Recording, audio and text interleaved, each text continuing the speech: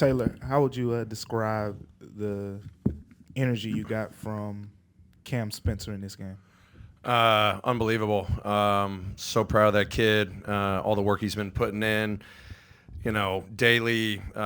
Even when he was out with the injuries, running stairs, he's working on his offhand stuff. He is so competitive. The work he put in with the hustle, play groups, watching other guys work out just to learn things. And I thought our group just played with great rhythm tonight. I mean, he was doing a great job playing with pace, moving on the perimeter, getting to his spots. I mean, I thought Ja was phenomenal in his setups tonight. I mean, he knew they were going to be shrinking the court. 12 assists, had even potential more. Found him a few times, found Jay a few times. We just played collective great basketball in certain sequences throughout. Obviously want more for sure, but Cam was phenomenal. I thought he was competing his tail off defensively, getting the crowd into it, trying to make winning plays, competitive plays. He had a huge impact on the game tonight.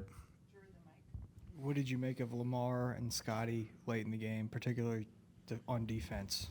Yeah, I mean, just harassing guys with the ball, whether it was point of attack with the guy bringing up the ball full court. It was obviously Lamar, fighting through screens to stay on Durant. We talked about that, throughout the game, taking on that challenge. I thought he had some great multiple effort sequences. Scott even rotating out to the three-point line on a couple sequences. I mean, they made obviously they hit 23s, but I thought those guys, point of attack defense and in certain rotation moments were phenomenal. And obviously, stopping Durant, stopping Booker's a very difficult task. By no means did we do that, but you just try to wear on them. You try to force them to tough shots, tougher shots that can maybe come up a little bit short. And I thought Lamar's physicality and activity on the ball did a great job in that regard. Taylor, Ja and Dez obviously played with some combinations that they hadn't spent a lot of time on the court with. How important was that communication, them coaching and getting guys in right position, but also simply just finding a way to win at the end? Yeah, I mean, it was great. I mean, obviously, we didn't get off to a great start. They got out, I think, to like a 25-9 lead or something like that. We just didn't have any groove on the offensive side. We were missing some open shots. I thought we were, executing pretty well. The ball was moving pretty decently, but I felt as we got into the second quarter, the ball movement, completely changed. And it was a product of, those guys talking to their teammates about screening angles or, seeing where the help defense was, how we had to move into certain spots and certain windows for those guys to find them. And obviously, John in particular tonight with 12 assists, thought that was one of the best games recently of him just putting his teammates in spots. And as you said, especially guys that he hadn't played with a whole lot, throughout the course of the season. So their leadership was great. There was even stuff, defensively when we were making mistakes, them pulling guys over, seeing Ja pull guys over at free throws and timeouts, just keeping these guys, focused on the task at hand, the execution necessary, but at the end of the day, leading by example with the competitiveness that they played with. Taylor in the back. Not a lot of coaches would allow a rookie in his 13th game to talk as much trash as Cam did to a first ballot Hall of Famer tonight. What is it about the trust that you have in him already that you give him the freedom to do that and not pull the reins back?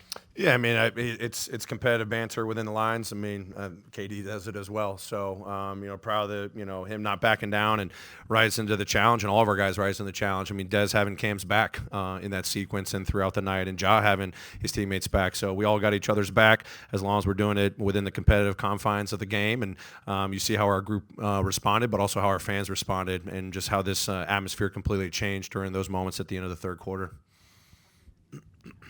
Taylor, so tonight marks our 10-2 when Ja has 10 or more assists this season. He's also scoring the ball a little bit more efficiently in those games as well. Is there just anything that you think that Ja getting his teammates involved and being that much more of a playmaker, do you think it kind of gets not just him in a groove, but the entire team in a groove? Yeah, absolutely. I mean, it's the trust we continue to talk about, and it's just as long as we're all on the same page offensively, we're trying to do it. We definitely have plenty of moments throughout the game. I'm beating myself up, how we got to be better organized or something spatial. They may do an adjustment matchup-wise or coverage-wise, but we know more or less what kind of space we're going to see or we're not going to see, and just making sure we're on the same page that allows Ja to get to his spots on the floor when he can coordinate that with his teammates where they need to move, and we're delivering on time on target passes. It just opens up everything and moves the defense a little bit more, allows Ja to get to where he's going. He's shooting the heck out of the ball from the free throw line right now, getting to those spots because he's finding those windows to drive. And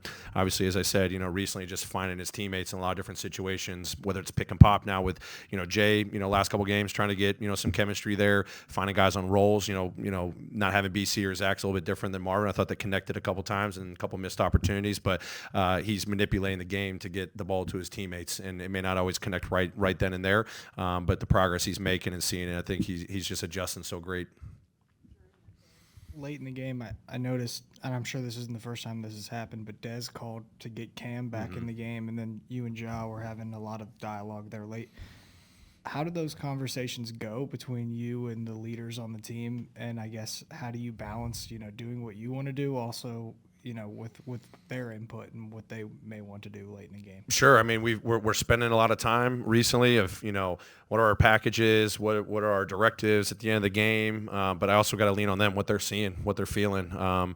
And in some of those sequences, especially with, different personnel in tonight's game that haven't been in those moments throughout. I mean, Cam coming at the end of the game, you got Lamar finishing the game, you got Marvin finishing the game. When there's a dead ball situation, we're afforded the time to kind of look at each other and go, hey, what are we seeing? What are we feeling? Do we need to use a timeout here and get organized? You'll like this, you like that. Let's take in the backcourt. Like, it's rapid fire. We're having to figure stuff out on the fly.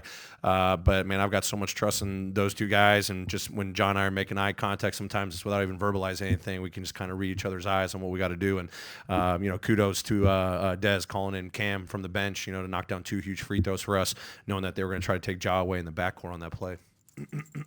Hey, Coach, after the first quarter, it seemed like your defense clicked a little bit better, even though these guys really hadn't played well together. What did you do to make it a more better transition on the defensive end? Yeah, I mean, obviously our offense kind of puts us in a little bit of a tough spot. We were playing on our heels a little bit in the first quarter, and we were just giving up some of the threes that we knew going to the game plan we had to take away. I mean, Durant's just shooting one-on-one right in our face, and we needed to have more friction and physicality on him. And obviously, when they got into their drive kick game and find open shooters, we had a couple where we just weren't even ready. We weren't even the first team ready, and our rotations were a little late. So once we kind of got over that, little poor spell there, first half of the first quarter, got a little bit, better. It helped. Our offense started picking up a little bit too, but then we just went out and executed our game plan despite them shooting it really well. They've got unbelievable shooters out there. I felt like when we really just got into our defensive activity, it was just enough to obviously win a 1-possession game again. Taylor to back again. Kind of on that note, another slow start that you guys were able to dig out of, but generally, I imagine you think that's not sustainable. Yeah, I mean, I'm just proud of our guys to dig out of, some of these, rough patches on the offensive side. I mean, thankfully we finally clicked, shot 37% from the three-point line. Of course he won it for 48 minutes of the game, but we found our groove. Defense, picked up some slack that we weren't having on the offensive side. The ball movement, as I said, got a little bit better as the game went on. We were a little sticky in the first quarter, but when we did find our teammates, we were just missing some open looks, and just press on these guys, keep shooting it. I've said the last couple of, I think, post-game conferences, like our guys are uplifting their teammates so much throughout the game. It's unbelievable, despite some of the rough patches. But obviously tonight, the ball movement, knowing that they were going to be shrinking it, the early passes, we kept stressing, just make the early pass, and then the rest will just, the domino effect will happen. And I think that has helped us develop a much better rhythm the rest of the game. It was the third straight game Ja really was able to sort of control. What do you make of that, sort of the progress there? And is it health-related strategy? Like, what's been sort of the key to getting him into that mode and him being able to repeat that multiple games? Yeah, I mean, I think credit to him. I mean, his toughness on display last couple of weeks, especially this last week here. Obviously, the adversity we faced at the end of the last homestand, just taking ownership, and just continuing to lead with competitiveness, lead with fight, lead with his, his voice, throughout the games. And then just us, as I said, spending more time in situations, and despite our roster rotations changing on the fly, he's adapting, and he and I's communication, or even more so him and his teammates' communication, has been phenomenal. And I feel like he's finding that burst, he's finding his spots on the floor, he's shooting with confidence. And as I said, the three ball is going to fall, but what he's doing from the free throw line is huge. Getting up there, knocking those down at a really high clip right now, and then just the playmaking, his defensive activity in certain moments throughout the game are impactful. So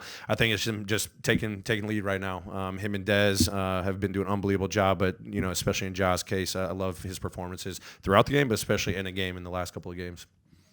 Great. Thanks, everyone.